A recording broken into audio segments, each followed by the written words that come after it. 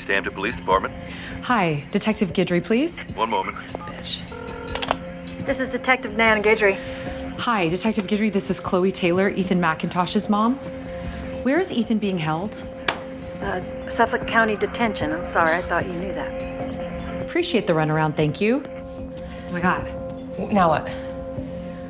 Let's just go out there. Great. I am so tired of waiting. Great. Let's fucking go there. Let's go. Good. All right. Good. Go get changed. Why would I?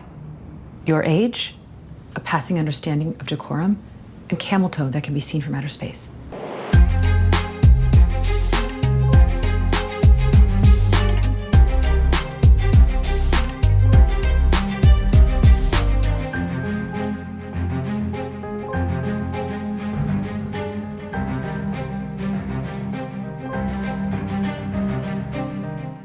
Hello, all. Welcome back to What's On Tonight, a podcast with elaborate, quirky, and unpredictable conversations about TV, movies, and more. I'm Becky. And I'm Mandy. Today we are covering Prime Video's show The Better Sister, Season 1, Episodes 2 and 3, titled Lotta Sky and Incoming Widow. Please note this is a spoiler-filled podcast, so if you haven't watched the episodes yet and don't want to be spoiled, just come back and check us out after you finished watching. And as we discussed last week, all of the episodes have aired, and we are going to plan to cover 2 episodes a week until we finish the season. Episode 2 was written by Regina Corrado, and episode 3 was written by Ariel Doctoroff, and both episodes were directed by Leslie Hope. My dear Mandy, would you like to share the synopsis for each episode? Yeah, I would like to read the synopsis, but first, I think that we need to go over the fact that Regina Corrado and Ariel Doctoroff are 2 really, really good names. They are. Definitely sounds like they should be on like a, I don't know, Law and Order or something. A spy show. Spy show, maybe? Yeah. Women of espionage. Lovers Regina Corrado and Ariel Doctoroff are caught up in a dangerous game. Can they be rescued by their ex-throuple partner who ran off to Guatemala, Leslie Hope? Let's hope she can. Leslie Hope she can. All right, back to the synopsis.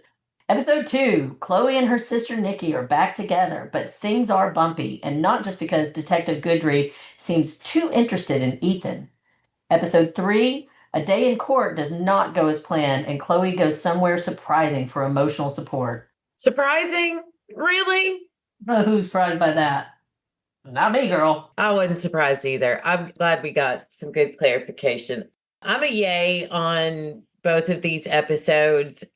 You could just give me however many episodes are left of Elizabeth Banks and Jessica Biel playing sisters and getting on each other's nerves, but having those sweet moments of support. They're dynamic. It's amazing. And it's like the mystery is fun and playing the whodunit and whatnot, but those 2 on screen together every time. We'll get more into it, but yay. Yay for me too. And I don't want to get myself in trouble, but they're dynamic. It's very hard. Like, I definitely have a bias towards Nikki, and it's because in this relationship, to a certain degree, minus the murder and marrying each other's spouses and all that, and her raising my kids, because that's no. But the dynamic between them very much reminds me of me and Tony, my sister, in a lot of ways. I think of the both of you a lot. I didn't know you all in your younger years, but when I am watching this show, I do often think, I bet that was Mandy. Yeah. Well, in general, just their personalities in general are very, I mean, it's obviously it's not an exact parallel, but like I am very much the kind of dressed down. My hair is always a little bit of a mess. I don't really think too much about what's appropriate when I go out anywhere. I gave up caring about that shit a long time ago for the most part. I mean, like if I'm going to a nice dinner or whatever, I can clean up, but it's just not something I think about a lot. And my ethics can be kind of fluid. I've got the people I'm loyal to and I'm loyal to them. And beyond that, there's gray areas. And I'm also like, baby Becky, Stop it. Becky's moving her little baby Becky doll that I made for her when we did What We Do in the Shadows. We got plans for you, baby Becky. I'm practicing. Anyway, and Tony is more buttoned up. She is more of the everything has a place and a time, and she's more like she's not, that lady, but she's very fit and she's really regimented about her life and stuff. So it just very much reminded me of the two of us in a way. All right. So, show moments. Going through the notes, I kind of pieced it together like we did last week, where it's just like each main character has a section. I Yeah. did separate. There's Chloe moments, Nikki moments, and then my favorite's going to be when we get into the Nikki and Chloe moments together. And then, of course, Ethan and the fuzz. So I'd like to start, if you're okay with it, and talk about the flashbacks that we got this episode, because I think we're finally starting to get some, well, not think, we are definitely getting some insight into the past with Adam and the girls, even back to their childhood. So the first flashback we get is at the lake, where it looks like Chloe and Nikki are having a good time. They get along. We get the impression Dad might be an alcoholic, have a bit of a drinking problem. I got that. Yeah. And then looks like Chloe almost drowns. Yeah, but it was weird because it was like they're showing a flashback of this like happy memory that Chloe was having at the lake with her sister and her mom and dad, but overspersed with that. Is overspersed a word? I think I just made overspersed. I don't know, but I like it. Let's go with it. I will make up a word. I think interspersed is what I was thinking of, but this is not really interspersed. It's overspersed because it's playing over the top of the flashback is people screaming and yelling like Chloe might be in distress. So I think we're going to get that moment. Like they were blending together in her mind. And I'm assuming that they're going to both have to do with that lake. And I also think that it's going to tie into her reaction when we get to that next flashback about the pool and maybe why she reacted the way she did. So then the next one we get is, this one, Girl. as Peter Griffin would say, this one really grinded my gears. Or is it ground my gears? Grinded? Grinded. Grounded. Grounded.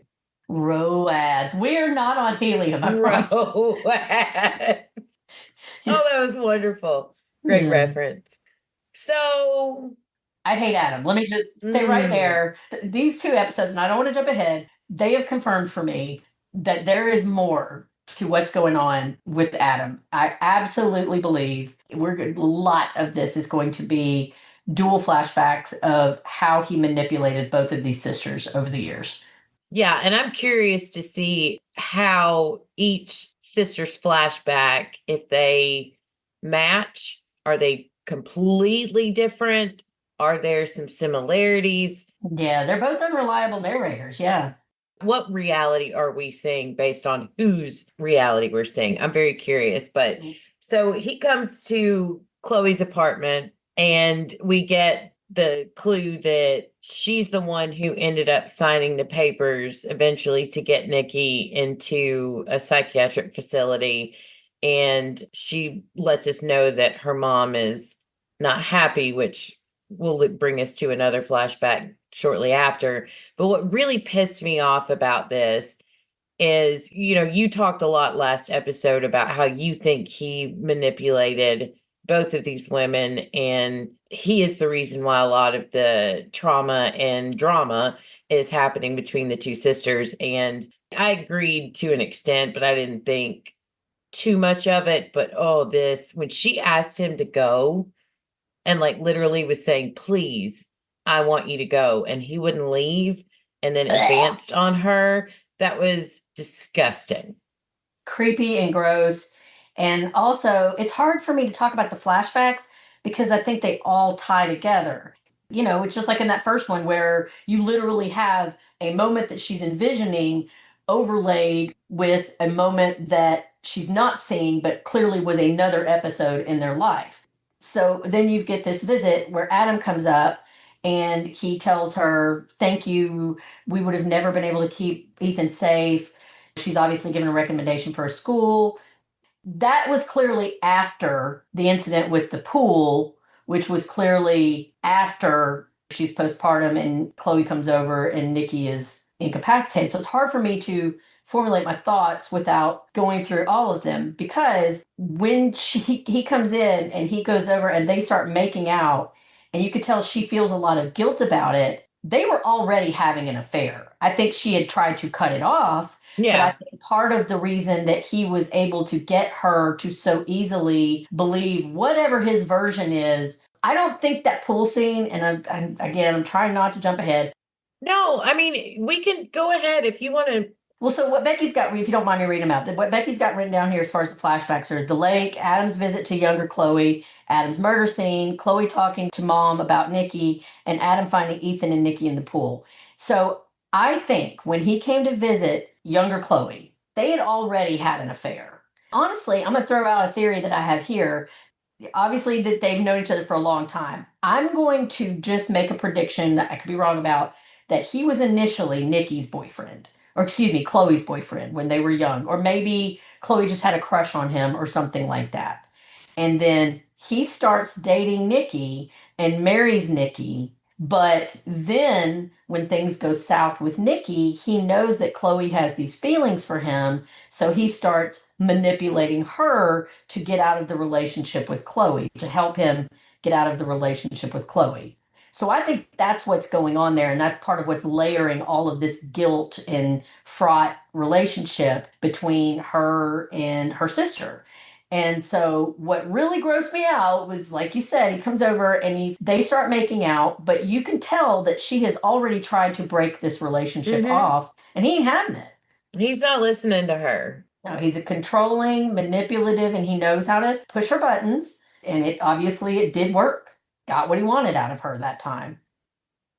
I want to talk a little just for a minute about the flashback where she's talking to her mom about Nikki's addiction and how, like you said, moving on to when Adam comes home and and again, we're seeing this from Adam's point of view. I'm assuming this isn't so much a Chloe flashback because she wasn't there, that we're just getting a flashback. Right. That's going to help explain why Chloe made the decision to sign those papers, which Right. I don't think, if this unfolded the way it did with both of them almost drowning in the pool, I don't think Chloe made the wrong choice. I think she did the right thing. If that's how it really played out and there was no other extenuating circumstance, that's what we don't know yet. Because it could be that this was just the result of what happened. Because Nikki obviously has a substance abuse problem. We've already established that. So we go to the scene where she's postpartum and she's clearly high as a kite. And Nikki is telling her mom about her frustrations, or excuse me, Chloe's telling her mom about her frustrations with Nikki. And Adam said, that I don't remember what it was that Adam had said. And she brings up Adam. They're already having an affair at that point. I truly believe it. And when the mom says, you need to think about why you're so willing to jump on this is not about Ethan. I think what the mom was saying is, I see you and I know that you've got some shit going on behind your sister's back with this guy, and your feelings about this, they're not as pure as you just wanting to make sure that Ethan is okay, that you've got some resentment that with your sister that you need to work on. And I agree with you. Like we said last week, this is not black and white. This is a very gray issue. However, regardless of Adam, regardless of the affair, I stand by Chloe making the choice to sign the papers. Yeah, I agree with you. If it's just that Nikki really was high and put her kid in danger, then I 100% agree with you. I just don't know that that's what it is yet. We got to wait and see, because they didn't give us enough this week to make that determination. Like you said, it seemed to be a flashback from Adam's point of view. So who knows what really happened yet? We just don't know. Yeah, I saw it more as a flashback of a reality of what happened. Adam's dead. We aren't going to get his viewpoint. Right. That this one to me was a standalone factual thing. I just don't know. I stand by her making that choice, but I do like you made the point I wanted to make about the issue with her mom and the way her mom was very, you need to look inside yourself. Like, yeah, there's more to this than you caring about this kid or whatever. But I do also think, what do you expect her to do when it's obvious this woman is a danger to herself and to her child? But maybe that's what I'm saying is that, and I don't know yet, just for instance, just devil's advocate, because if we don't know. They showed that scene with no context. You already know that she's an addict and that she has shown reckless behavior. So it is possible that she was high and she put herself and her child in danger. I definitely think that's the story that Adam told Chloe. And I understand why Chloe would believe that based on Nikki's past behavior. But what I'm saying is, I'm holding out the possibility that that is only part of the story, that maybe Nikki was actually trying to get sober in that moment and it was complete and total accident, that it wasn't her being negligent of their child, that there might be some kind of extenuating circumstance. But Adam lied about that to get rid of this wife that he doesn't want anymore. But I'm leaning towards that. I feel like deliberately that scene was to let us understand why Chloe made the choices that she made, but I feel like there's going to be more to the story. Okay, I agree. Yeah, we're totally in agreement. We have discussed that we both had siblings with addiction issues. And in that moment, in that situation, I've been the Chloe that's like, get those kids far, far away from her. She is no shape to be a parent. So I agree with you. I think that given what Chloe believed, I would have made the same choice. I'm just not sure that what It's she was not black told. and white. Exactly. Yeah. All right, well, let's move into the next point, which is Chloe. The tapping was awesome. I loved that. I loved her anxiety coping mechanism. And Connor and I were discussing therapy, and we're both advocates for it. And he was telling me how this is something that his therapist had him try a little different, but it's a way to, when you start experiencing PTSD or something like that, or high anxiety, that the tapping, either like, tapping the left side of your chest, then the right side, or something to distract, a way to change your mindset from with that trauma or whatever. I'm not explaining that very well, but I think you get the point. Really thought that was very cool to see her doing that. I don't think it really worked the way she immediately, she's like, where's that music? It's just music. It's okay. And then she goes into the kitchen, sees Nikki being Winky Fingers, the perfect mom, making crepes, breakfast for her kid, listening to music, and she, shuts the music down. And she's not coping well with Nikki being such a full present force in her life right now.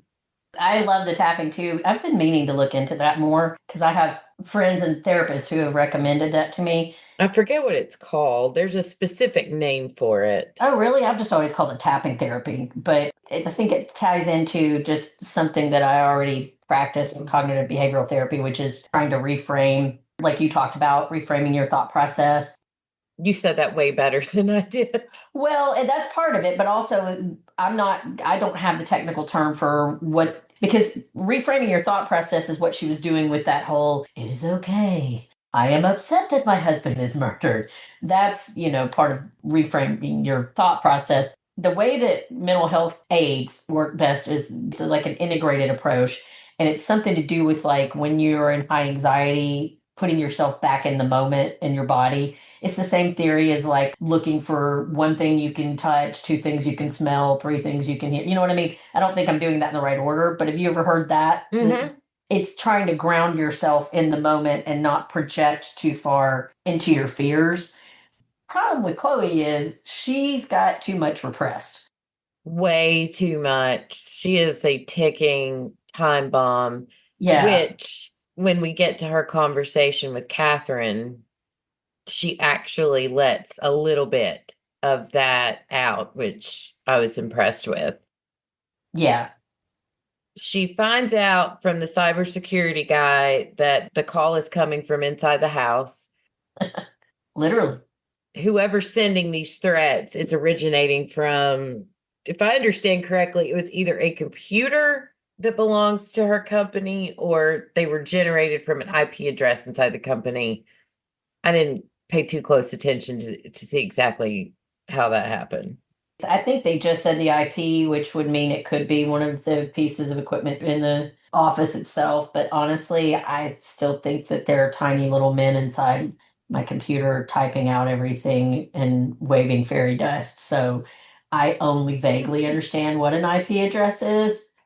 I think you can like register one to anywhere, but you could be anywhere in the world. Yeah, So- there's some serious work that goes into that. So yes, it could be somebody in California with an IP address from Russia routing emails to us here in Tennessee. So Yeah. that's why IP addresses are very difficult to track down. Yeah. I thought that was a interesting note.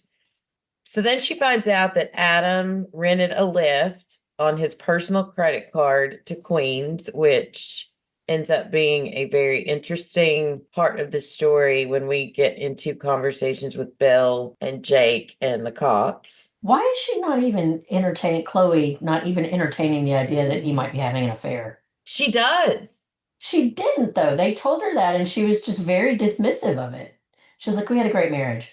Well, because she's talking to the cops. I don't know. Remember, she's got that outward persona. She does. Projects, but by the third episode, especially with the burner phone, she thinks it's Adam's. I think she's starting in her mind to think, okay, he's messing around with somebody else, but she cannot admit that to anyone else because it would completely break this facade that she has spent the majority of her life building up because outward appearances mean everything to her.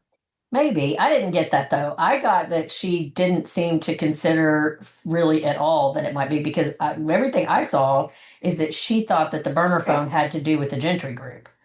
Like that was her. I didn't get the subtext of her thinking that it was an affair. I felt like she was very dismissive of that. I felt like the dismissive was fake. Like she was having a feeling that he was cheating on her, but she wasn't going to whatever she was saying out loud was in front of someone else for the most part. And she does not want anyone thinking that her marriage was anything but perfect. I agree with that, but I don't know.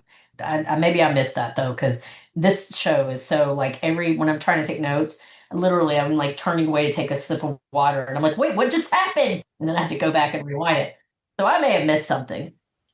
But again, it's fun to see the differences that we get out of certain scenes. And I guess it means they're doing a good job. Yeah. Yeah. So a couple of more things here. I want to talk about our time with Catherine. I don't know that I don't know if I fully trust Catherine. And when we get to episode 3, I don't like her. I liked her a lot in the first episode, but as each episode is going on, I'm liking her less and less. But I do like the way when Chloe really starts to show her emotions about her husband's dead. Now she's got to face all of this and what it's going to do to the company that she's worked so hard for. And Catherine tells her that it's awful. And then she's like, your staff is waiting to hear from you. And she puts on that armor. I think Adam had an actual coat of armor or whatever, that chainmail that he wore. Chloe has one, but hers is, you don't see it. Good call putting those two together, because so much of the show is about people, what's on the surface and what lies beneath. So I didn't put that parallel together because I do think her, Ethan, and Adam all had secret lives and they had armor on. I just refer to that lady as, I think her name is Lorraine Hansberry. Catherine. No, the lady that plays her. I just Oh, refer it's to her. Lorraine. I just refer to her as Tasty's godmother from Orange Is the New Black. Oh my gosh. Yeah, and I've been hating her since then. So I don't trust her. I think at first, like you said, it felt like maybe she was someone who was genuinely on her side. I do think she sees her as a protege.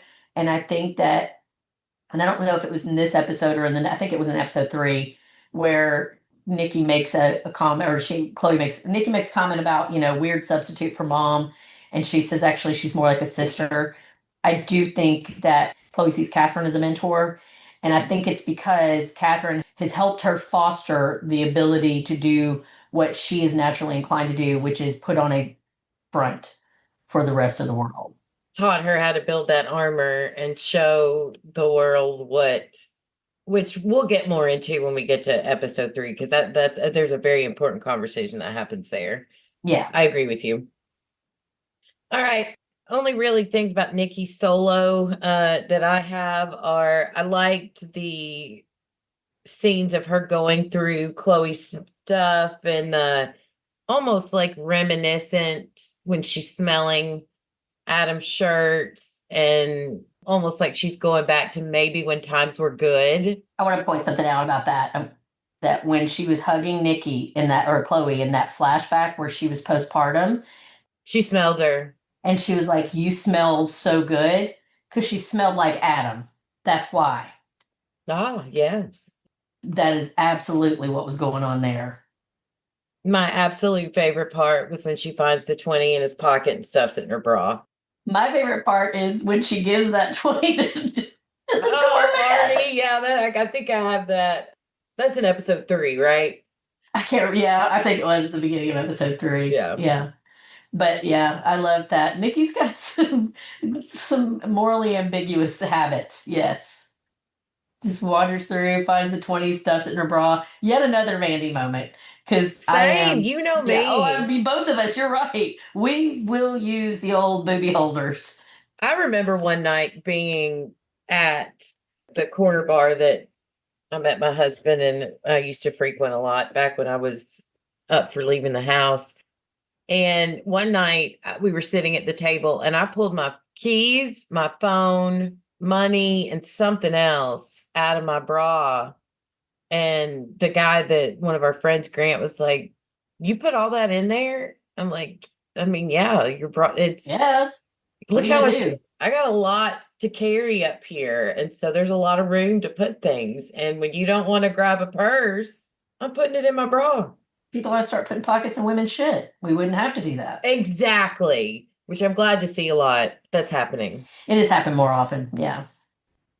So more on Nikki. We find out that Chloe can't get a hold of her because her voicemail's full, and she's obviously got some voicemails saved from her mom, which Who seems to be passed. yeah. So which makes me think the woman she was taking care of early on in the first episode is probably just somebody she was being a caregiver. Who's Debbie? I don't know. Maybe Debbie's the one that she was caring for. Maybe Debbie's Adam's mom. Because we can't. I just feel like it's significant that they haven't explained who that woman is yet. She had a bunch of missed voicemails from Debbie, and then she had a bunch from her mom. And it is obvious that she had a very good relationship with her mom. Yeah. And Chloe did not, but it seems that Chloe had, I'm not saying it was a good relationship because I think their dad was a dick, but it seems like she had a better relationship with her dad than Nikki did. Because when we get to episode 3, we'll see how the dad did not seem to like Nikki at all. No. And that was triggering. Brought back some memories. Yeah. Yeah, I think that is really going to be important going forward, is that they had very different loyalties and different relationships with their mom and dad. I think that's going to be another part of understanding how they got to the point that they're at in their relationship.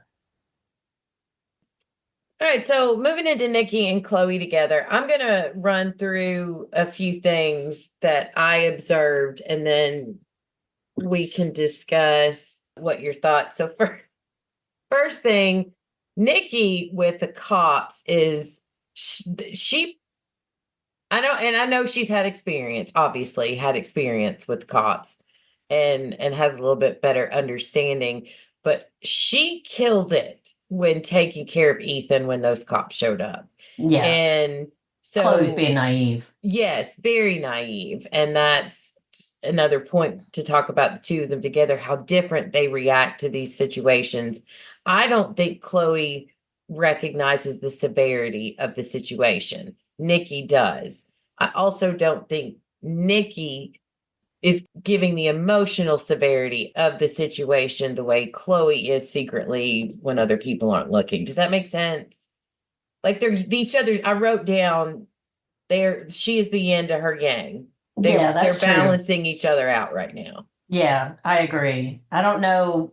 I think Chloe is reacting emotionally more you're right, that when people aren't around and aren't seeing, I think that it is taking a much heavier emotional toll than Chloe is showing on the outset. And Nikki is more one to break down in the moment, or at least to react emotionally, not break down, but to react emotionally in the moment than Nikki is. I loved when she kicks the cops out of the house. Like basically, I'm not sure we need to be sharing all this.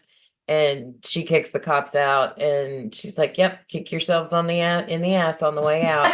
Elizabeth Banks' delivery on these, I've got so many quotes, and if it's okay, I'll run through a couple more. Sure. She's dropping facts to Chloe. She's giving Chloe the reality. This is what's happening. This is what you need to do. And Chloe ends up calling Jake to get a referral. And while they're arguing, Nikki looks at Chloe and says, "You need to go fuck yourself." And Chloe says, "Is that one of the 12 steps?" That was funny. They know how to push each other's buttons. They really do, but sometimes it's obvious that there's a strong dislike, but sometimes it just makes me feel like it's going to sound weird, but just like warm and funny sibling bickering, like the seat in episode 3. This we'll get to, but when she's moving the seat. Yes. That's something I would have done in my brother's car just to annoy him for fun, not because we didn't like each other or something like that. No, you just learned how to push each other's buttons. That is the weird thing about siblings. Like, my sister and I are very, very different people, but at the end of the day, we still love each other, even though we might genuinely hate each other sometimes. Like, we've had some knockdown, drag out fights in our lives. Not physically since we were little kids, but as adults, we've had some pretty heavy arguments and we've seen things very, very differently. But I know deep down my sister loves me, and and she knows, I hope, that I love her very much. And when it's us against the world, then we will usually have each other's back. And that's just the complexity of siblinghood. It's not black and white. Yeah. So the cops show up with the warrant, and Nikki is freaking out because Detective Matt is going through her. She obviously has a necklace business. Yeah. Which is so it's just that doesn't surprise me. Yeah. He's like, "What do you do with this?" He picks up like a little hammer, and she's like, "I stick it up your ass." I loved it when Gloria Rubin showed up. I love her, and I am trying everything in my power, y'all, to get a hold of her to see if we can't get her for an interview for the show. So, do you think her and Jake definitely had a relationship, right? You think Michelle and Jake did? Yeah, I totally do. I didn't see it as a sexual relationship. Yeah, I think they did. I do think they have a history, but I felt it was more like a, law school, something, friendship. I think they dated. Okay. I think they fucked. Maybe. Because when she was at that diner with him and she knew what he wanted to eat, she was very protective of him. There was an undertone there. I think they dated. I think they had a relationship. I could see where you're seeing that. I didn't get it, but I wasn't looking too deep into it either. Jake. Run, Jake. Yeah, we'll get to Jake. Sweet Jake. Jake's more for next episode. There's a little bit of Jake to talk about this episode, but finishing out the Chloe and Nikki together. Again, I've said it so many times and I'm going to continue to say it, but their dynamic together is so good. And, Nikki snapping at Chloe, why was he talking to the police without a lawyer? And Chloe says, I don't know. I've never been arrested like you. But the best scene of what I've seen so far was when Michelle is in the office talking to Ethan, and you can't hear them, but you can see them bickering on the patio. That was so funny. So you couldn't hear funny. anything they said, but they're out there just going at it.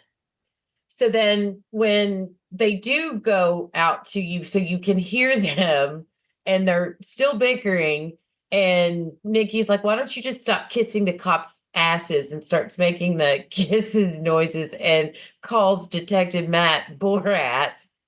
That was funny. But they're fighting, and then all of a sudden Nancy, her name gets mentioned, and they're like both on the same page. Yeah, Nancy's a dick.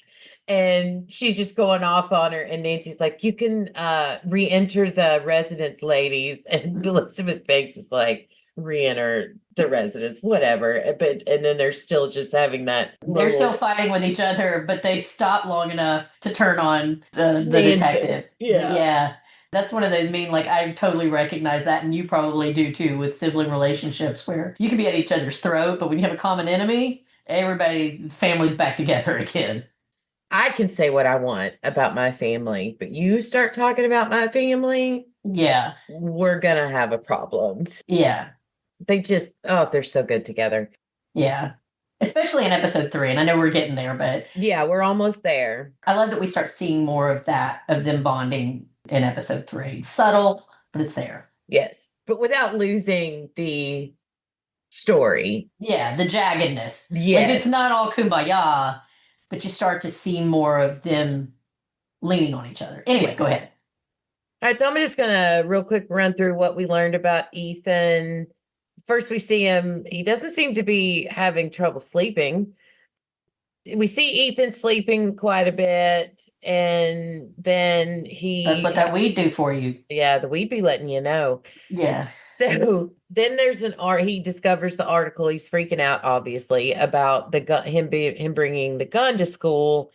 And once Michelle, the lawyer, shows up and he hears that the office is off limits, he takes that burner phone and hides it in the office. So I'm very curious about that burner phone. Mm-hmm. Find out from the cops that he lied about his alibi, which he does confirm. And then he has that little talk with Michelle where she basically just says, shut up, don't say a word without me present, repeat it multiple times, and then he gets arrested. That burner phone. Oh, I can't say it because I'm going to wait till we get to episode 3. The burner phone. That burner phone is going to end up being a big clue. I believe that. I am curious to see if we both have the same thought on that burner phone. Okay, we'll wait till we get to episode 3. Yeah, poor Ethan, man. Just that Great poor acting. kid. You feel so bad for him. I hate his dad. Which we'll get into next episode 3. Yeah, that really bothered me. All right, so last main point, the fuzz. We start with them having a meeting with the chief, who was very funny. And they're going over the evidence that they've got. It's discovered that the person who sent the DVD was a woman. And apparently she was very into January 6th. And Nancy's like, she has an alibi, but I'd still love to meet her. Could be fun. Yeah. Yeah. Well, come to Tennessee and go into any Walmart, Nancy. Yeah, for sure. We discovered Nancy hit a guy with a phone book. Yeah, so, that's awesome. I'd like to get a flashback on that one. Yeah. She's so hateable, but I can't help but like her because she seems. I don't hate her. I think she's doing her job. But if I you're get why they hate her, or you're the family, for sure. They make you want to hate her. But she is so good at what she does, and it doesn't seem to me that she is She's not trying to railroad anybody. No, or, she's going solely off the evidence and letting that evidence make, guide her. I think she's wrong. I don't think it was Ethan. No, I don't either. But I absolutely understand why she's arrested him. I think I figured out who done it. I don't know that I think I figured out who's done it. I have a theory I brought up last week. We'll get to it in episode 3. So they bring in Jake for an interview, and there's a very complex description of what the Gentry Group does. And Jake basically says they help people build stuff. And it's brought up that he was scheduled to meet with them, but the last meeting Adam took by himself. And I feel like Nancy's trying to establish motive that Jake could have killed Adam because Adam was trying to leave Jake out so he would make partner over Jake. That's what I'm guessing. I want to know who this contractor is he had dinner with after the event where she got the award or whatever. Mm-hmm. Well, did they establish that? Like, was he meeting with really meeting with the contractor? Was that established? It wasn't solidified, but the way I got out of the next episode is that his alibi checked out. But did it just check out because his boss okayed that, and then you turn out to find out that the boss is trying to keep things from the cops, and so I don't know.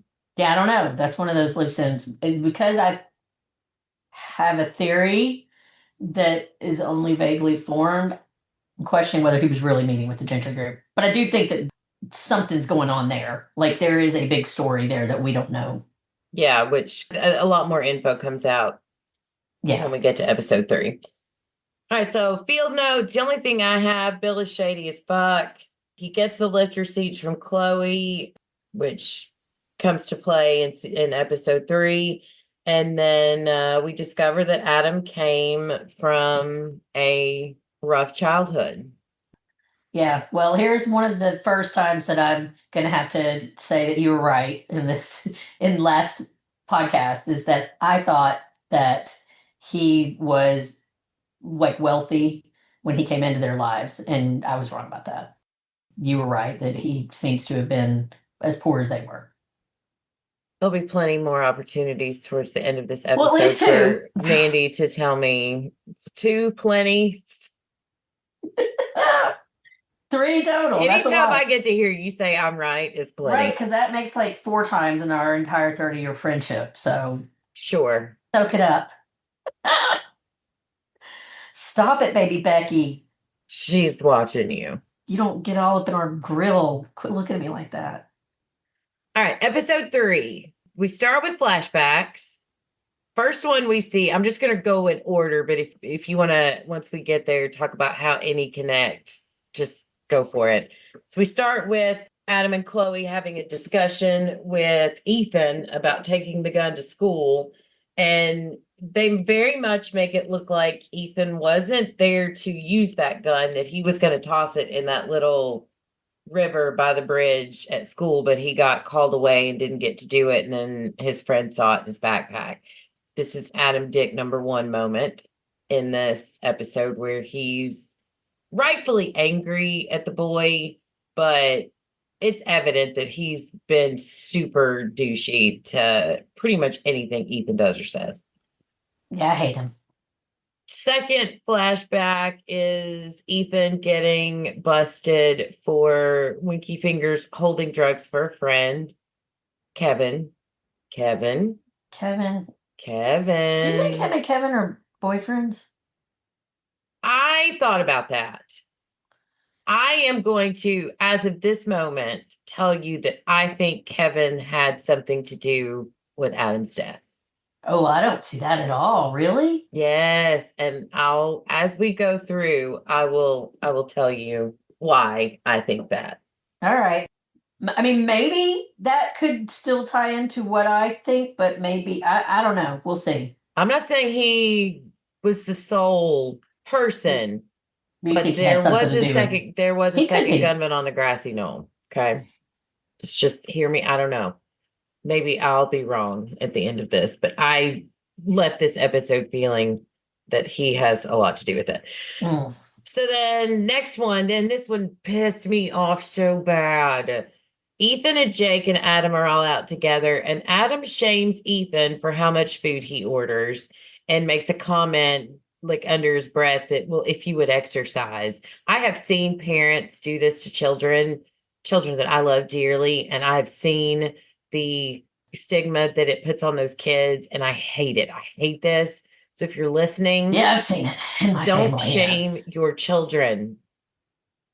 You just don't shame your kids. You don't Right. food shame your kids, period. Well, I'm going to say a couple things about that. One, the Adam flashback to like how he talks to Adam, and Nikki's flashback to her dad and the way that he talks about her, which I know we're about to get to, but I think those tie together. I think Adam is to Ethan in some ways the same way that Nikki's father was to her. I also think that if you look throughout that episode and the one before episode 2, I believe, I think that you can see evidence that both Ethan and Chloe have eating disorders, and they just manifest in different ways. Chloe and the crepes in last episode, almost like a binge eat, which Right. I recognize because I have had a very unhealthy attachment to food. I eat my emotions when I'm feeling things I can't control. I eat. Mm-hmm. I'm seeing a story put together here of both of these women had a father that to some degree was impossible to please, and they had an unstable home life. Their father was in some ways like Adam, and they both had daddy issues. I think he pitted them against each other sometimes. For sure. Yeah. But their father, yes, And probably. And Adam too. And I think that that's how he was able to weasel into that dynamic, because psychologically, unconsciously, they already responded to that on a daddy level, a authoritarian figure level. And I think that what they're doing a good job of showing is that Adam has created, through his actions in their lives, these wounds in all of these people where they were never perfect enough, and it's coming out in all of these different ways. I think that you can see that Adam has given all of these people wounds that have made them at one point in time, because I think Nikki's past it, but I think at one point in time, he's made all of them feel like they have to shove parts of themselves down and be perfect. And it's coming out in all of these ways. Like, if you look subtly, you see that they have, like, yeah, Nikki had the more obvious addiction, but I think Chloe has an issue with food, and so does Ethan. So next is this one. This was probably the most confusing flashback, is when they're out in the woods and they find a dying rabbit. I'm assuming they just found it. And the dad tells Nikki to put it out of its misery, but she hesitates, and Chloe steps up and says she'll do it, and she does it. So the dynamic that they've laid out thus far is that Nikki is the big sister. She's the strong one. She's watching out for Chloe, and Chloe is the more timid, meek one that Nikki is constantly trying to protect. But here, it was the opposite dynamic. So I hope we get more insight into that, because that one really just kind of left me a little bit confused, other than to introduce this knife. Yeah, that's where it came from. Well, I think we're definitely going to get more about that. And again, maybe this is just some of the projection of me and my own sister, where there have been different times in our lives where I've been the protector because I'm the older sister. And then when I would get into situations in our teen years where there were times that she felt like she had to defend me, and she did. So I think that's very much going to be part of their story, is showing at different times where they felt protective of each other. That makes sense. And then lastly, Nikki hears mom and dad talking. I assume they're talking about planning maybe that lake trip that they go on. Yeah. This one gutted me, because the things that I heard from my dad a lot growing up. Yeah. And him saying that, Nikki only cares about herself, that she's not right in the head. and you can't tell her anything, and that she's been like that since she was a baby. And all mom says is, well, they come out how they are. I think you're going to find out that maybe his issue with Nikki is that she doesn't like or trust him because of his alcoholism, and that's 100%. that's what the deal is. All right, so let's move on to the next point. Let's talk about Chloe. So Catherine comes over and basically tells Chloe that the board might possibly want to replace her because she's dealing with the fact that her husband was murdered, and that grief is something people connect to, and basically telling her, use this to create an opportunity for the company. I was like, read the room, Gloria. That pissed me off. Yeah, she don't give a shit. No. She's well, she is like it's almost like from what they've shown us that she is the female version of Adam's boss, and they're just opposite sides of the coin of each other as far Yeah. as that. At the end of the day, they're just capitalists. They're cutthroat. What they care about is rising in their industry and their bottom line, and they will manipulate any situation to get where they're going. And I think she genuinely likes Chloe and she sees Chloe as a mentee, but I think at the end of the day, she'd throw Chloe under any moving train if she had to protect her own position. Yeah, for sure. And I think Nikki sees that too. Oh, definitely. Definitely. Yeah. So Chloe finds the burner phone when she's cleaning Nikki's room, and the visual of her cleaning Nikki's room is me when, like, I'll ask Darren, hey, would you mind doing the dishes tonight? And he doesn't. And the next day I'm doing the dishes and I'm like, hate doing the dishes and saying, he's not here, but, just in my, out loud to no one, fussing. That reminded me of her hate cleaning that room. And so she immediately thinks that the phone is Adam's. And so then a lot happens in between, but we'll get to when we get to the Nikki and Chloe part together. But then the final main point for Chloe is when they're at the Hamptons and she goes for a run, do you think she knew she was being followed by the cops?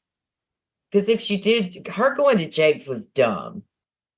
Well, that was one of the moments that I turned my head away and I had forgotten. I didn't pick up on it on the rewatch, and I had forgotten it from the initial watch. I didn't pay enough attention to it, but I don't think she did. Okay.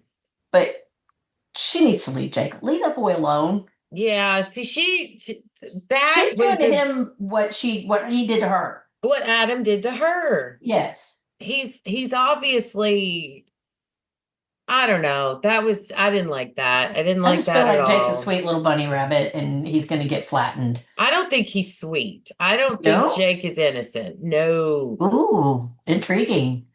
I don't think Jake's a bad guy. I'm not saying he's evil, but Jake's a little shady. And when we get to after he talks to Bill and he's leaving, there's a conversation he has that makes me wonder. He's not completely above board, but we'll get there. I think there's something going on with that Gentry group. So there may be something there, but I don't know. I just feel like he just feels like they're setting him up to be an innocent patsy in all of this. But I don't know. Maybe I'm being misled. Well, I'm usually right. You're wrong. So, all right. So Nikki solo moment.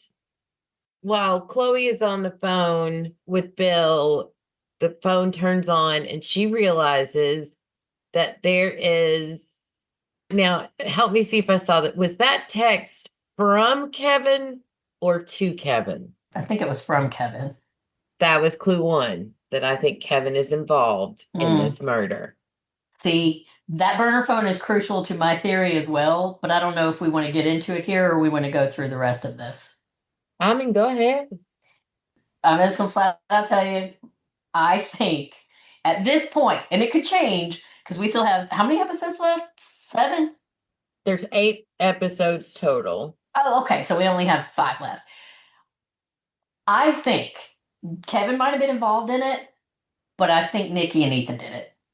or Nikki did it and Ethan's trying to cover for her, or Ethan did it and Nikki, but I think Nikki did it, and here's why. At least I think she's a viable contender. When they've come out of court and Ethan has been arrested and she is losing her shit about Ethan really getting and she arrested. tells Michelle, I'll just say I did it. And they're like, no, no, no, you don't have to say that. You didn't do it. She says, I did. I think that's going to mean something. Whether that means that she thinks that she did it. And there was this other part where she's just like, she's too sure for 100% certain that Ethan didn't do it. All right, I'm going to lay out my thoughts that I feel pretty good about so far, but again, a lot of place to go. I think that she was having an affair or meeting up or something with Adam before he died. I think Nikki and Adam were in contact again. I don't know what that means. I don't know what the capacity was. I don't know. I think the burner phone she gave Ethan, and I think she and Ethan were in contact as well. I think Chloe thought Nikki was completely out of all their lives. I think at least leading up to Adam's death, there was more contact there. What that meant, what that is, I don't know. But I think on the night in question, at least Ethan and Nikki were in that house. And I think that part of what she's freaking out about now, and the reason that she is, but like later when she's like, I know he didn't do this, and the way she's covering up evidence. Now it could be just because she is just a mom trying to, and she'll protect him at any cost, but I don't think so. I think she at least believes that she did it. I don't know. I don't agree. I don't see it. As far as her being in contact with Ethan, the way she looked at him and reacted to him when she saw him, those two haven't seen each other in a long time. I don't believe that. And she was pinged in Ohio multiple times. But what if they planned that? What if she had burner phones? Everybody's got burner phones all over the place. I'm not saying you're wrong. That is just not my theory. I mean, again, I'm not married to it. That's just where I'm at right now. I very much, because since the beginning, it's what they're leaving out about Nikki as much as what they're showing us that makes me feel like, at the very least, there's been more communication and things going on between her and Adam and probably Ethan than they're letting on. The fact that they're not trying even to point you in her direction is, I don't know. It's just the sense I get. And then, like, I got that sense from the first episode, just from the way they very clearly tried to establish that she was here and not really one of the suspects. And then just the little things like her being so adamant that he didn't do it, and immediately erasing the stuff on that burner phone without even really scrolling through it or, having questions. And then when she said that just, I don't know, man. That's what I think. All right. We'll see. Yeah. All right. The last little solo Nikki points. She finds the knife in the glove compartment, and then she has a vision of her dad in the car where he says, I told her to keep it clean.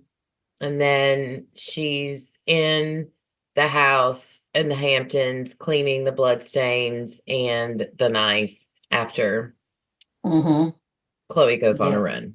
Yeah, that was another thing that kind of made me look side-eye Nikki too, was her cleaning it up. That's very ironic that if she were the one, that she's literally here destroying the evidence. Yeah, but they've already got everything they need from the evidence. It's not a crime scene anymore. I mean, it's still a crime scene, but it's already been processed. So her cleaning it. The tape up. The little cop, they don't do that. They don't clean your house. They don't come take the take stuff down. No. I knew they didn't clean it. Girl, you have watched enough Law and Order to know. And they will destroy your shit too. And they expect you to just take care of that after you're gone. All right, so next up, Nikki and Chloe together. Oh, God, I love these moments. She calls Chloe Jackie O after eavesdropping on the conversation with Catherine. And she makes a little snide comment, let's not forget about the brand. And she's totally right, because that's basically what Catherine is saying. And you mentioned it earlier. Chloe makes a little dig that Catherine is more like a sister. And then Nikki says, did you write the Wikipedia page by yourself? I was like, that's something Mandy would say. Yeah, that was very sistery. So they keep trying Michelle, but she's not answering. And my favorite line of this entire episode is when they make the decision to just go to the sheriff's department and find out what's going on. And Chloe tells Nikki, go get changed. And Nikki says, why? Chloe says, your age, a passing understanding of decorum, and a camel toe that can be seen from outer space. That's so funny. Oh, that was so funny. You mentioned when she slips Artie the 20. That was maybe my favorite moment in that. Oh, Artie. I think Artie's shady. I think he's the one that called the paparazzi about Ethan. See, it's in my field notes. I love Artie.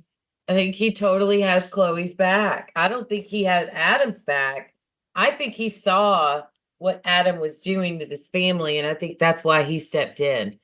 Maybe he does have something. I mean, it's who knows. I only thought it after that episode, but I started to notice like he was on the phone, like immediately calling somebody after, I want to say after a conversation he had with Chloe. And then when they were like, who would have even found out this information?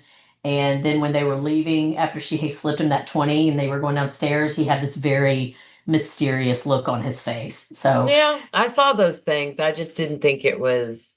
Yeah, I think he did. I think it's going to turn out. I don't necessarily think he had anything to do with Adam being killed, but I think it is going to turn out that he's been selling information about them to the tabloids. So then Bill calls and we get confirmation that Adam was in fact meeting with the Gentry group, the Gazelle Talk, and Chloe losing it, trying to get the car to dial Michelle Sanders, and it keeps doing everything else. She was a real one for that because that is my everyday life. I have like an older iPhone, and Tim Cook wants me to put myself further in debt by getting a new one. So the programming is not as quick as it used to be. And so I'm doing that 15 times a day. Call Becky, and it's calling like, Bethel United Services or something, right? Yeah. And I'm literally having that breakdown that Chloe had. I thought it was very sweet that, Chloe, when you talked about it, but Chloe questions, what if he really did it? I thought Nikki did a great job of being the big sister and calming her down and helping her chill out. And then Chloe just like helped Nikki handle the media frenzy at the courthouse. When they were kind of holding hands with each other. Yeah. And then on the way out, she's like, just don't let him see your emotion. Keep your head down. So they are both freaking out afterwards. And then they go meet Michelle at the restaurant. And I love how Gloria Rubin's playing this character. And she just lays out how delays could happen, but that could be a good thing to give him time. And the face Nikki made when Chloe's organic matcha tea was set down. I missed that. And I loved here, it's basically laid out that only Nikki can see Ethan because she's the legal guardian, and Nikki puts her foot down and she's like, but you're going to find a way to make sure that Chloe gets to see him because Ethan needs her. Yeah. I think she genuinely loves her kid and has realized or is trying to put his best interest first. Of course, if she killed him and she's letting her son take the fall, I don't know how, but none of these people are saints. So I don't know. I thought that was very sweet too. And that did kind of remind me again of my mom and my aunt mom that raised me, that most of the moments in our lives, there were weird and awkward things, but I think in general, they both loved me very much and they loved each other. And that there were moments like that where they made sure that they were both included in my life, like my wedding and things like that. I thought that was very sweet. Yeah. So then Michelle basically tells them Same thing he told Ethan. He's like, y'all have to tell me everything. I need to know everything, which I think is what prompted Chloe to run to Jake's house. She's freaking out thinking that he told them or told Michelle about the affair. Right. I think Michelle just senses there was more there because he asked her to help, and she has had a relationship with him in the past, and she realized. I think she just has a sixth sense that there's more to that story. Oh yeah, she's not dumb. She knew No. Ethan wasn't giving her the full story. Yeah, and so we'll see what all comes to light. And him telling Michelle, I was trying to get that gun out of the house because I didn't trust it being there. I feel like that's a major clue. It is, and I have a note if you want to move into Ethan and Michelle, the next point. I think that him admitting that he didn't want the gun in the house, all I can think about that is domestic violence situations or volatile, like if his dad had an anger management problem or was really ugly, or he knows something. I guess it could turn out that he knows something about Chloe that made him think that Chloe might kill his dad. But I got the impression that it was more of a he didn't want the gun in the house because he was afraid of his dad. I wrote down, so he's honest about the gun, that it wasn't a mistake. He was trying to get rid of it because he was afraid to have it in the house. And then I put in parentheses, why, question mark, because he might use it, question mark, or Adam might use it, question mark.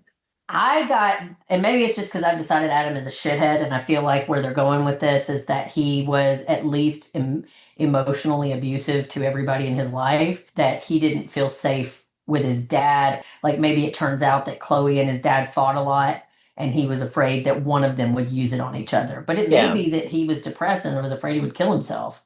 I was afraid he would kill himself or he would kill his dad. Or that. That's what I got out of it. But I got from it that there was more going on in that house and that he was trying to keep it from his father. So then he's talking with Michelle early on, and of course he ends up being honest about the gun, but he was originally saying that it was an accident. And then she brings up that he seems to cover for Kevin, like saying the drugs were his, hanging on to the drugs for Kevin. And it made me think about Kevin's comment about his dad being an asshole. Kevin, I feel like, because he and Ethan are obviously very close, that burner phone was directly connected to Kevin. I think Kevin would have given him the burner phone because he's a drug dealer and he wouldn't want him being able to, or using his regular phone to contact him. They have some kind of relationship that would require that burner phone. Yeah, there's definitely something more going on there. And then the text is from Kevin, and they spend a lot of time together. Kevin jacked up his alibi, and I think Kevin did that on purpose. And Kevin, I feel like, would have access to that house and would have at some point been able to see that alarm code. I think Kevin would have known where Ethan's stuff was in his room to take. He would have very easily been able to stage that setup scene, the break-in setup. So once that burner phone came out, and then we got the flashback about him holding the drugs, and then Michelle making that comment that, he's seems to have been in trouble, but it seems most of that trouble outside of the gun has been Kevin related. Kevin's my number one suspect right now. He definitely, I stick with my theory for now, but again, we got 5 more episodes to go, so maybe I just haven't seen Kevin enough to really develop that yet, and I just haven't picked up quite as much as what you're picking up. Yeah. I do think that they have a relationship, but I think my opinion is it's gonna turn out his dad freaked out when he either found out that he was helping him sell drugs or that they have a relation of like a physical relationship, or both. Oh, I can't wait to find out. I know. All right. So lastly on Ethan, the hearing gets moved up, we find out, and Mr. Willis, the prosecutor, oh my God, that smug look on his face. when bail was denied, I wanted to punch that guy. I I know did he was too. just doing his job. I feel like he was trying to prove something rather than really look at this 17-year-old kid who may or may not be guilty, but the law states innocent until proven guilty in a court of law, that he was taking out a lot of aggression on this kid instead of actually looking at what might be best for this kid. Yeah, I think he was definitely a little gleeful and kind of shitty, but I mostly feel like that because I have already gotten some of the backstory on Ethan. But that guy, to his credit, He was is right. he's a prosecutor, and he doesn't. It's not his job to defend Ethan. It's to prosecute Ethan because he's been brought up on charges, and he's not wrong about two things. One, if he was black, It wouldn't even be a conversation. wouldn't even be a conversation. And two, or black and not rich, it wouldn't be a conversation. But also, two, as far as he knows, this kid's been arrested for murdering his father. He's already brought a gun to school once. It does kind of seem like, and he's wealthy. It does kind of seem like if he were the one that did it, that he could be a flight risk. So I'd probably argue the same point if I was. He didn't have to be such a shithead about it, but Yeah, that's where it made me feel like he was. it was a crusade. It was a cocky thing, Yeah. not he definitely came across not a as cocky. legit, not that he was genuinely worried about any of those things. He's just like, I want to, I don't know. It just, He was just trying to score points. yes. He was not likable. All right. So last point before field notes. So we get back to the fuzz. So we discover the blood on the shoe was Ethan's blood. So that means it was not Adam's, which I think means Ethan's less guilty than what everybody's saying. Yeah, I don't know. I mean, he still had that cut, but it came from the cut on his arm, and we still don't know how he got We that don't know cut. where that came from. Yeah. And even the police chief said, I brushed my grandson's hair this morning. His DNA could be under my fingernails right now. Right. So that to me isn't a smoking gun like Nancy with that horrible hat wants to think it is. I just don't think that was a terrible hat, but it's also a stupid mustache that her partner has. Oh, definitely. Yeah. Right on both counts. They're funny. Serpico, that cracked me up. Borat is even funnier. That's best. I may refer to him as Borat for the remainder of this. Go ahead. I think that works because I'm not going to remember his name. So then we get they get Bill on the phone. And so they tell Bill they know the Gentry group confirmed that he sent Adam on a separate meeting. But if you noticed, Bill was surprised by that. He did not know that the Gentry group took that surprise meeting. See, that's what I'm saying. But he didn't let the cops know that. He acted very well done on Bill's part. That's why I don't know that there really was a meeting with the Gentry group and that he might have been with somebody else. Well, he tells them that he sent Adam to have a meal with the Gentry group. And then I did think it was funny real quick before we get into my next point about that. Nan flipping him off when they're on the car phone and she's flipping him off. Did you see that? Yes. I thought it was funny. That was very funny. He's talking about the subpoena. So we know subpoena's coming, but she's like, that queen is deleting files as we speak. I love that. That is very true to life as far as I have experienced. There's a lot of data on this that a lot of times gay men and lesbians do not get along as much as you might think they would. Yeah, I've seen that. I've witnessed that. It reminds me of that episode of Modern Family where Mitch and Cam, Lily's in class with a boy who has two moms, and they're like lesbians. And then they do that graph where they're explaining why gay men and lesbians don't get along, and they do the circles with their arms, and they're like, gay men and straight women both love men, and they do the overlapping Venn diagram with their arms, but then they get to gay men, gay women, they just don't have any overlap, and they're bumping against each other. That made me laugh. That's funny. Then he makes that gross comment telling Jake he needs to clean up Adam's mess, whatever that mess is, we still don't know. But it seems Bill thinks that Adam was being wooed by another law firm and Adam was planning to take the Gentry group with him. Okay, remember that because I'm going to throw something in there. So then he tells Jake, clean this mess up. And then he says, don't wear those trousers in the office anymore. They're very distracting. Gross. Gross. Bill just keeps getting worse and worse and worse. All right, so they have Jake's phone logs, and there's a lot of calls to an unknown number on Jake's phone. Could be Chloe's burner phone, which is the first thing that came to mind. So that we found out the knife is common, and then there's the great debate about who set the alarm, which I still say Kevin could have been one to have seen Ethan enter that code to the alarm. He could have. The more interesting thing to me, and you were absolutely right, he could have. But I'm very intrigued by the difference of opinion between Chloe, who thinks that that alarm is never being set, and the fact that that alarm is definitely sometimes set. Yeah. Like, why was Adam setting it occasionally? Because it genuinely seems like she truly believes that no one ever uses that alarm, but clearly Adam was using it occasionally. So why? Yeah. That's a good question. I loved it when Chloe shows up and gives the cops the burner phone and Nancy says, this is not the Genius Bar. And Chloe, clearly. Yeah, that was great. That was a great delivery.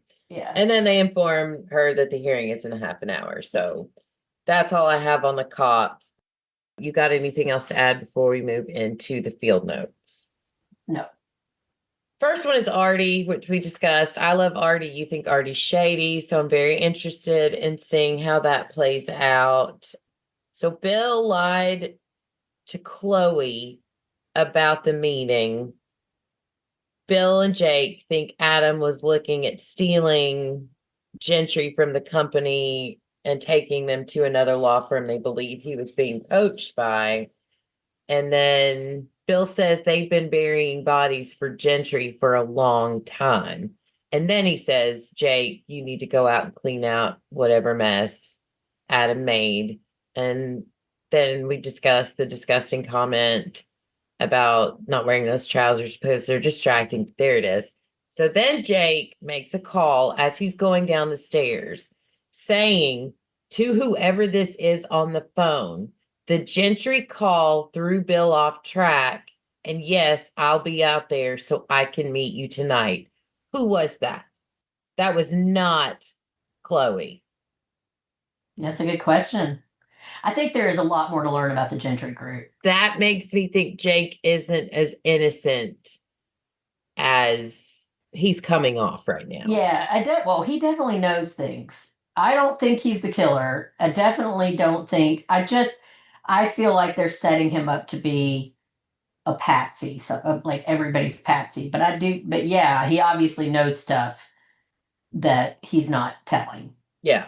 I feel like that when we know more about the Gentry group, I'll have a better feeling about what's going on there. Yeah, because there's a lot of secrets that are surrounding the Gentry group that could lead to a lot of answers that we have questions I to. might completely revise my theory in the next, because again, we're so early on. It may just be that anybody that we've guessed so far is not who it is, because they may just be trying to lead us down the wrong path. There's just so much we still don't know about motivations and this big ass Gentry group and everything that's going on, so yeah, that's intriguing. It was a good catch. But I don't know. I still just get the feeling that that character is not going to end up being anybody that killed anybody. I'm not sure he killed him. I don't think he's having an affair with a married woman who was his partner's spouse. So right there, he's obviously a little bit of a moral gray area. We know at least that much about him. Yeah. So then Jake meets with Michelle. The only thing I really wanted to say about this is her comment about the sister wives. That's new to me. Black people don't do that shit. That was funny. Michelle's talking about how she can't get a read on Ethan. Jake reveals how he and Adam bonded because they never really fit in with the fancy group because of their background. So that just kind of gave us a little bit more insight Yeah, I don't buy it. into I don't think how. they bonded. I don't think he liked Adam. I think he hated Adam. Oh, I agree with you, but it makes sense as to why he and They might work well together. yes, because they both, like if you and I went to a Frist party, you and I would be stuck together like glue Right. because we are the poor people who are wearing thrift store vines and we don't fit in.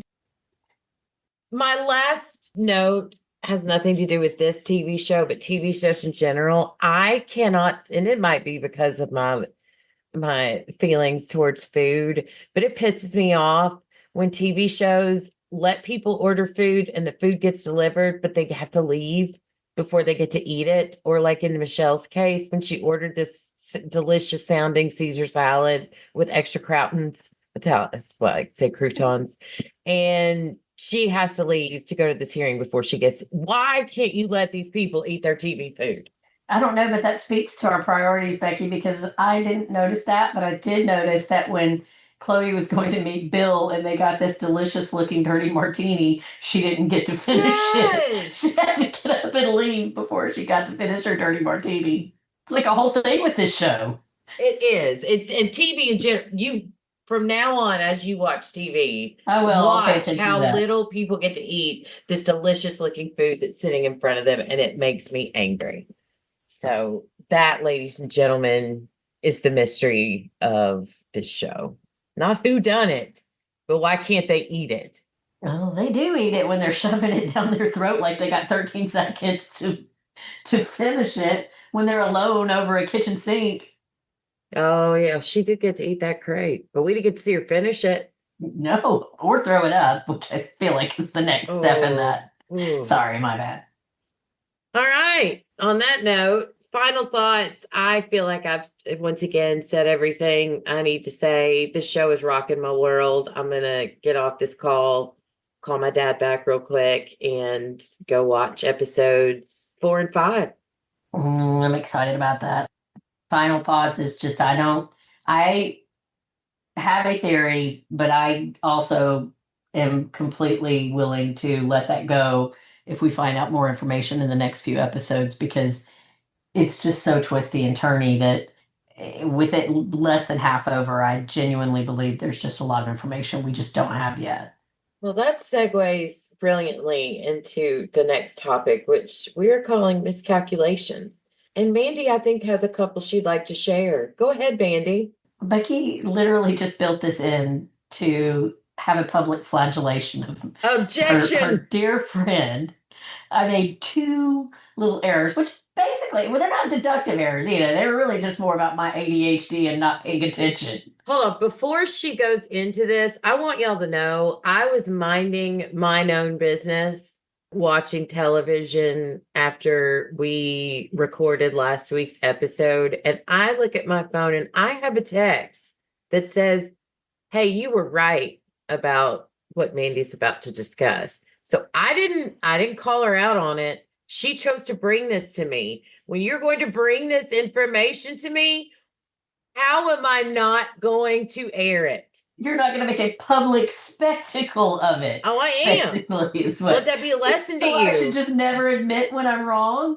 I feel like that's not healthy, Becky. Well, Chloe, I find it very healthy that when you do tell me that you were wrong, that I tell everyone else. Right. Well, as somebody who likes to tell, I can respect that. I was wrong about the knife. She did take it in. I missed that part. And I was also wrong about the jam. That was 2 different refrigerators. That was not her. Although I do find it interesting that she had that one refrigerator that was all, perfectly stocked. Everything was beautiful and forward face and all that. And then like in the house that they really live in, the refrigerator looked more like my nasty refrigerator that I'm going to go clean out when we get off here. It's like the Hamptons. That's your show palace. So people will come visit. So if they open your fridge and all 17 jams aren't facing the right way, you're going to get notice, but at your New York house, nobody's coming over to visit. So you can actually live a little bit more how you naturally would live.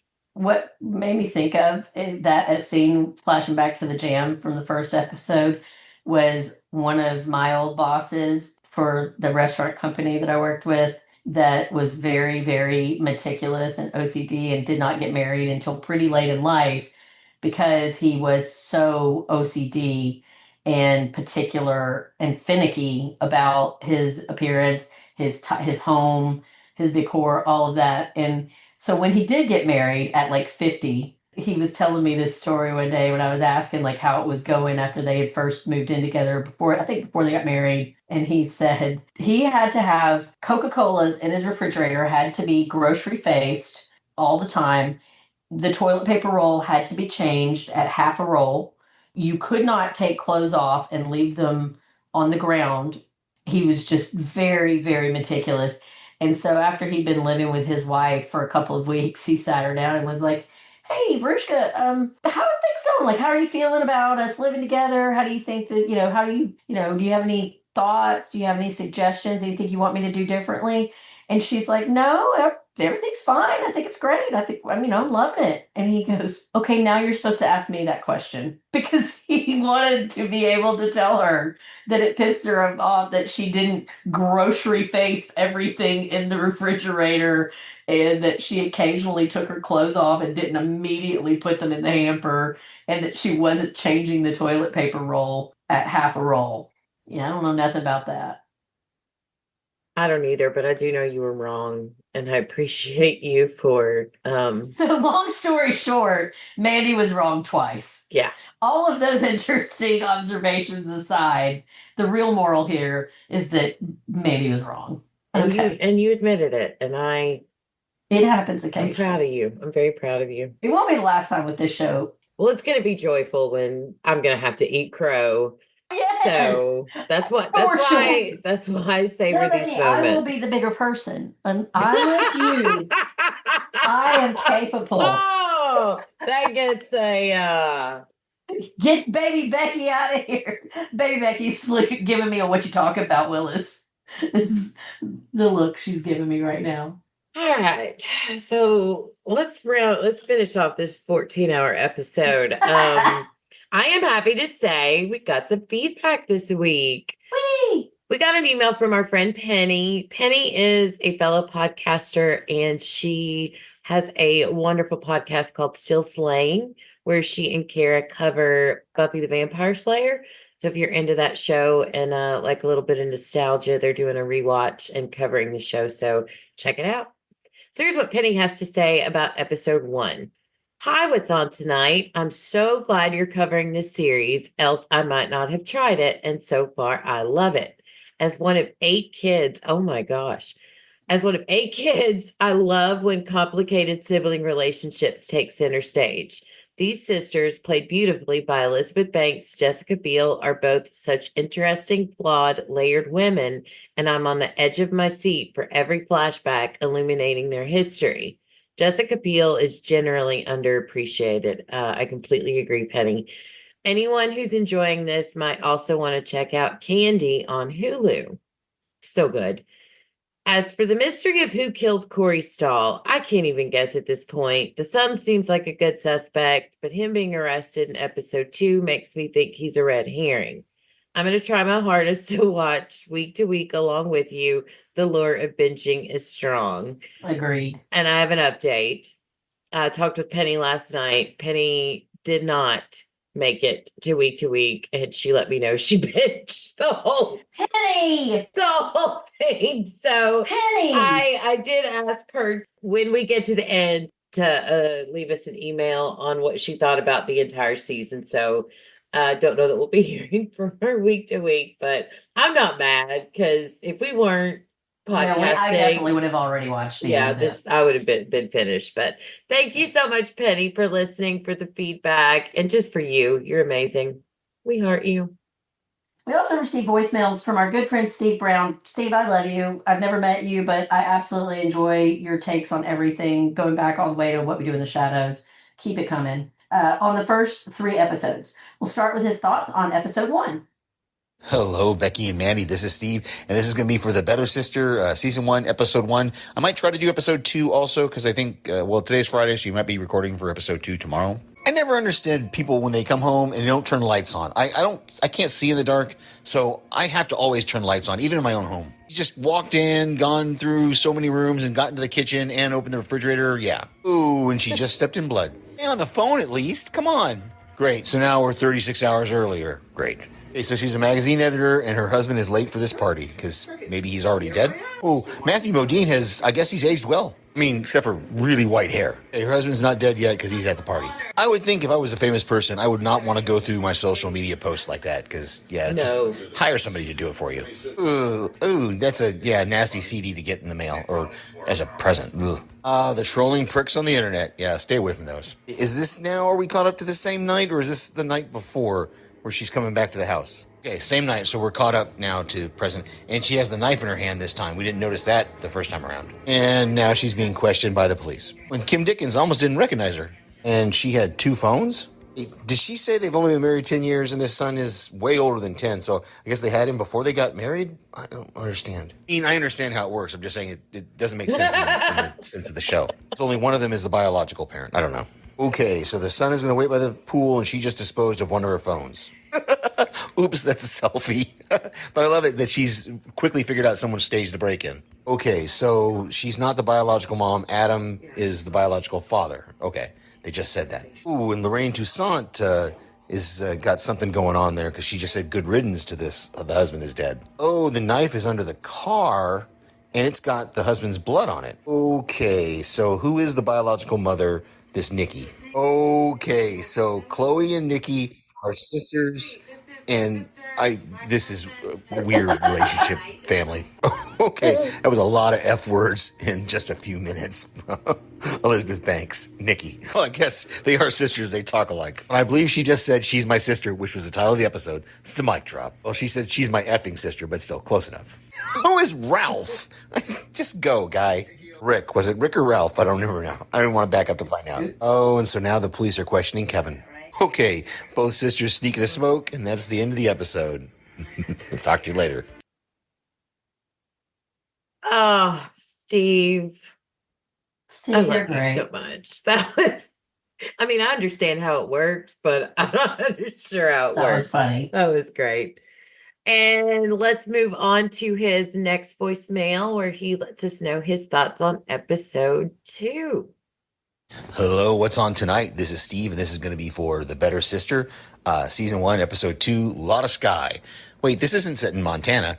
Oh, wait, no, that's Big Sky. Okay, this is Chloe psyching herself up in the mirror. Hey, in the first episode, Nikki said that she had been sober for how many years, but we saw her take those pills, so I'm not sure what those pills were she took. He's got to stand up. Why not just move the chair so he's not blocked by the monitor? The captain or whoever the police commander here is just called his secretary House Mouse, which is what we used to call the TI secretary when I was in basic training, the House Mouse. Okay, so now Chloe is having a memory of when she first met her husband? Oh, so they were carrying on before, obviously, they got married. This must not be the first time they've met. He's hung a painting for her, and this is her thanks. Oh, and now she's meeting with a private investigator, I guess, to help her scrub her online image, track down the people who are threatening her. Oh, and the people she worked with didn't know she had a sister, but now they're going to. Does Lorraine Toussaint's character not know that Nikki is Ethan's mother? That she just asked if Ethan's... Yeah, this is not creepy at all. That is going through your ex-husband's things and putting on his cologne and stealing money. Oh, whoever that is just said Lotta Sky, title of the episode, mic drop. Oh, it's a memory of her father. Whoa, Bill, sorry to hear that. You know what loss is, what sudden loss is. I mean, that's the smart thing Bill just told her to lawyer up, so you really should have a lawyer there, Chloe. Oh, yeah, it is a big deal to get a gun in New York, so to have a handgun, especially in New York. Oh, Nikki really does have some hostility towards these police. This is not tweaking. The way these two talk to each other, and Jessica Biel and Elizabeth Banks, this is great as these sisters. Ooh, so they are coming to arrest Ethan. Oh, or just serve a search warrant. Hey, what did Ethan just put? His phone behind the couch or something? This while the lawyer is talking to the son, and you can see Chloe and Nicole just arguing on the balcony. Borat or whatever that mustache-looking guy is. Oh, that was quick, Detective Nan. The search didn't last very long. Ooh, they found the shoes and the stuff that he said was stolen. Ooh, and when Ethan was a baby, Nicole passed out in the swimming pool. Uh-oh. All right, on to episode 3. Directed by Leslie Hope. Oh, that was good. I thank you, Steve, for bringing up that Catherine did make that comment about her sister. I forgot about that. I don't think that's a clue so much, just except a clue to Chloe's character of the fact that she was so conflicted and shamed by that whole thing that she didn't even tell who is seemingly her best friend. Yeah.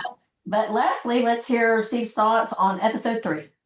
Hello, what's on tonight? This is Steve, and this is going to be for Better Sister, Season 1, Episode 3. I'm going to try to keep up with y'all, but this doing 2 episodes at a time, I don't know if I can do it. Oh, this is a flashback to when he took the gun to school.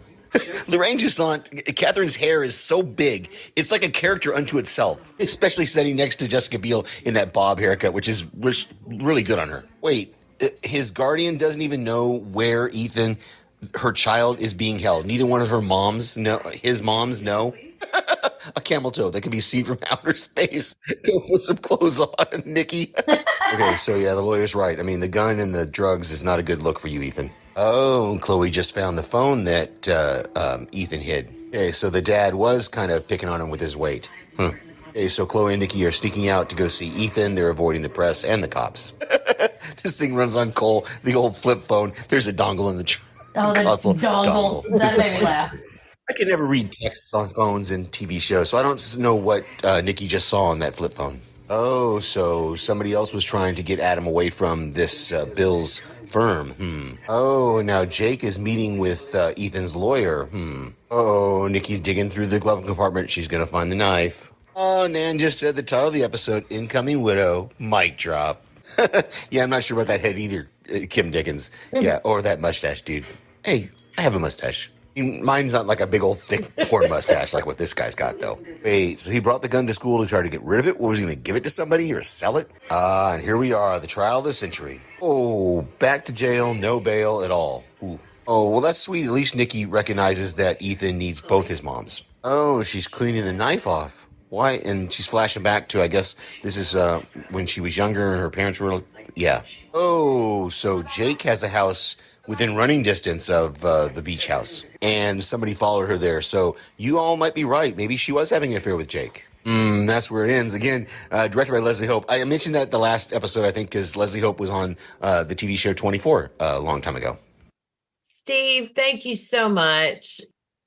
I love a live Steve voicemail, and nobody does it like you. And I hope that you will be able to keep up with us and continue to send us some live Steves. Even if you can't do both episodes, just at least one of the episodes we're covering that week would be awesome. And thank you so much. Yeah, we always enjoy it.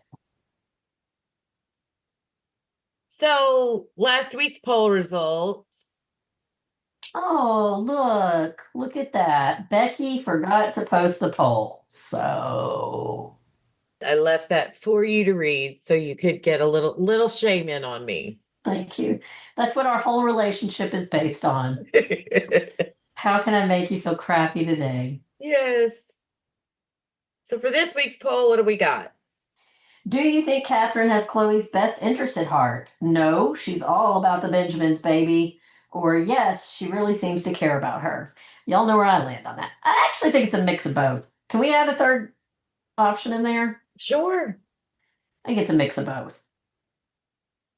All right. That will be the third option if I remember to put it up. Okay, well, we'll just see. Yeah, that is today's mystery. If you would like to get in touch with us, leave some feedback, or just say hi, you can email us or send a voice message as an attachment like Steve did to what's on tonight and the number 2 at gmail.com. You can visit our Facebook page where there will be a post for the next episode, and you can leave feedback in the comments section or send us a message through Facebook Messenger. We can be found on Instagram as well at What's On Tonight Podcast and the number 2. We would greatly appreciate it if you'd like, leave a review, comment, share, or whatever it is you do with your podcast listening app of choice. The more you talk about us and follow and like, the more people we can reach. And we would appreciate that. So, Mandy, how about we hop in the car with Chloe and Nikki and ride with them to the courthouse? And while on the way, we could talk about gazelles, where else listeners can find us, podcast recommendations, good TV or movies, or anything else you want to share. What do you got? Can we smoke American spirits with them while we're... Heck yeah. As far as podcasts go, my other podcast is the Dinner for Her podcast, which you can find on Facebook at Dinner for Her podcast. And we just posted the latest episode this past Friday. I try to get one up every other Friday. This week, we were covering Ida B. Wells Barnett. Please, I encourage you, whether you listen to the podcast or not, and I hope that you do, please go and look her up. If you are from the United States, we owe her such a debt that it's really criminal that we did not learn more about her growing up in American history classes in our public school systems. There are significant things that she did to make life better for not only African Americans, but all Americans, particularly women. And it's just, I can't overstate how important she was. And it truly is a crying shame that more of us don't know more about her and her work. She was really phenomenal. Just a heads up, while we've been recording, my mother has been texting me, telling me that she found the audio subpar for that episode, which I will just tell you has more to do with my lack of skills as a sound engineer. I am just learning all of this stuff, and I'm doing it solo for the most part. So apologies for that, but it's not inaudible. You just may have to adjust your volume a little bit, because my co-host is my friend Robin, who is pretty soft-spoken.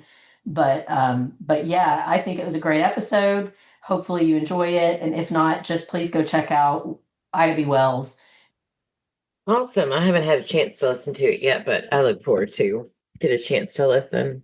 It's going to make you mad, but I think it'll be really inspiring as well. Well, you make me mad all the time, so. Right. And you move on.